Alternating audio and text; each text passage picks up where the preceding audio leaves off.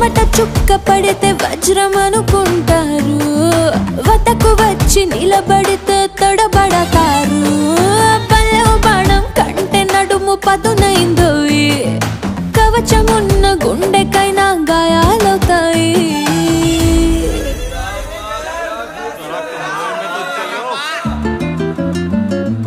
పెదవి కోసం పదవులు, నాభికి 4 గూళ్ళు అర్పిస్తాయి.